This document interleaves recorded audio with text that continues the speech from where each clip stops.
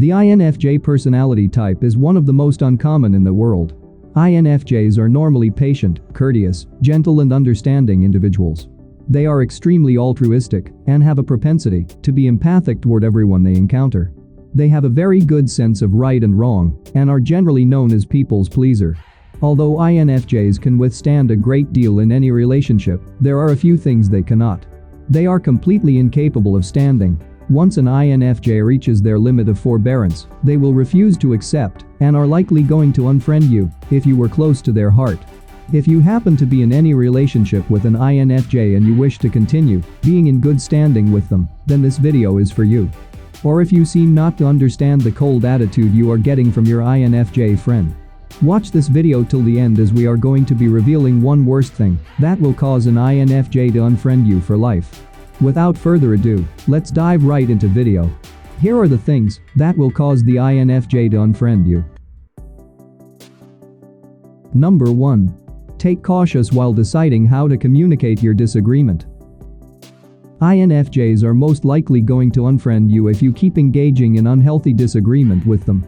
Unhealthy discussion that looks like a fight is something that the INFJ absolutely hate with all their strength.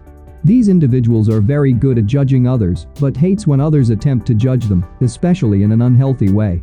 This type of discussion makes them really sick because every hurtful word you say sinks right deep in their mind and may be hard to erase. INFJs see this kind of discussion as a way of you revealing your hatred for them. They are going to be so disappointed that the one they cherish hates them.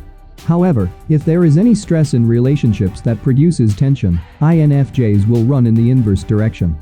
These fights have an effect on their physical health. If you see an INFJ feeling unwell, tired, and exhausted, it could be related to a disagreement they've had. You can discuss your differences quietly without causing them concern, but the instant you begin or continue to battle with them, they may give up and never want to see you again. Number 2. Not providing sufficient information. The first prerequisite of an INFJ from anyone they have a relationship with is a genuine connection. If you share a bond with them, they will reciprocate. INFJs despise small conversation and hate if during conversation you don't provide them with details for their analytic minds to have enough information to work on. If you confine them to a small area that encompasses only the surface of your personality, they're likely to want to abandon you. INFJs value authenticity and candor in all aspects of life, from ordinary trivialities to the larger significance of existence. Since they prefer everything authentic, if there is anything between the two of you that prevents you from delving deeper into the relationship or friendship, it may be quite difficult for them to maintain the connection or friendship. This is true for everyone in their immediate vicinity, including friends and partners. Whereas INFJs may never desire to shatter your heart, they will also not tolerate your emotional unavailability for an extended period of time, and are likely to cut you off once their mind is made up. Number 3. Persistent negative criticism. Positive criticism is appreciated by INFJs when accompanied by a solution. If you exhibit anything admirable about their personality or method of operation, you will get an admirer. On the other side, if you have nothing constructive to say other from a few disparaging remarks or unwarranted criticisms, they're going to flee in the opposite direction. INFJs are aware that they are not faultless, but are equally more aware of the type of guidance they require in their lives. They will cheerfully accept any criticism that is expressed in a respectful and considerate manner. Nonetheless, they will not tolerate moaning that results in no change. Therefore, if you are a constructive influence and assist them, they will appreciate your friendship forever and will ensure that you stay connected. However, an INFJ will most likely unfriend you if they realize you've been spreading negativity into their lives. If you've made it this far in the video, please consider subscribing to our channel if you haven't done that. Also, please like and share this video. Number 4. Ensure that they do not have to sacrifice their principles. Ensure that they do not have to sacrifice their principles. There is one thing that everyone should understand about INFJs: they are exceedingly conscientious of their acts and anticipate the implications of their actions.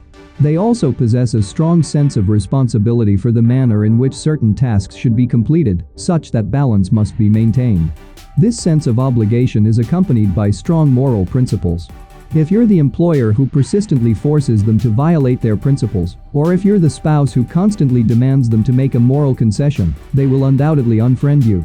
It is impossible for them to sustain a healthy relationship with anyone who has a negative effect on their perceptions.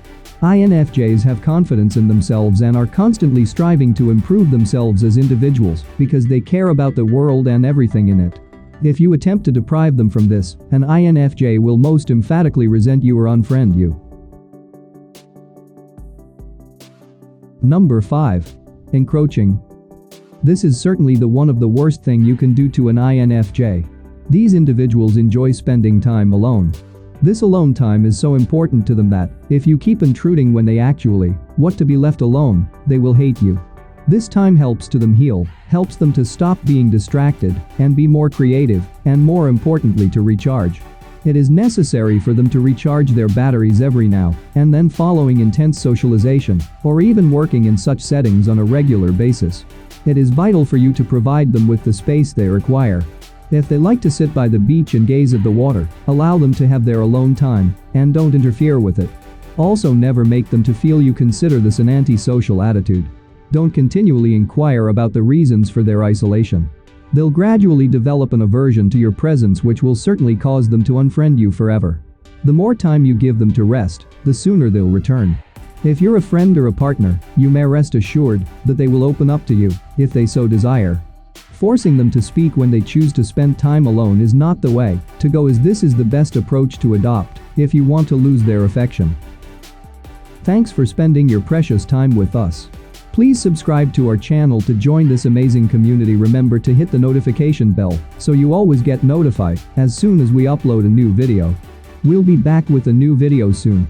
In the meantime, take care.